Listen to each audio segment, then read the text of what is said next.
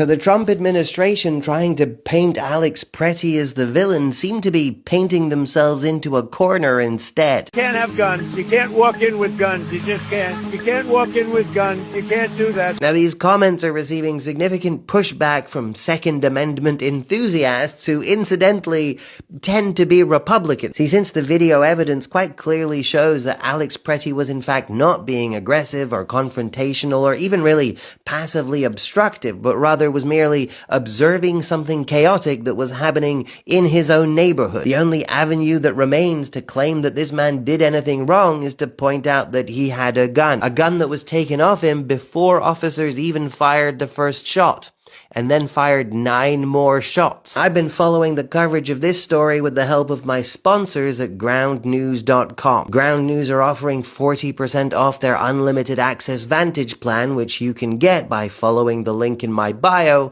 or going to groundnews.com/magistus. Anyway, using Ground News as a tool to help me analyze the coverage on stories like this is quite interesting. Firstly, obviously this story is being underreported by the right, right? They're trying to bury a story that doesn't serve their political narrative. So where most of the media are just reporting what Trump said, when right-wing outlets report on it, like Breitbart here, they're going instead with the quote, "I don't like the fact that he was carrying a gun," which he did also say later on, but going with that quote is an obvious attempt to try and soften the blow a little bit. "I don't like that he had a gun" implies that it's just Trump's personal preference. That doesn't really solve their problem, because it still implies that what happened probably wouldn't have happened if he wasn't carrying a gun. Now, the idea that if you remove guns from a situation, you make gun violence less likely is kind of the core of the pro-gun control argument. The pro-Second Amendment argument is good guys with guns stop bad guys with guns, and well,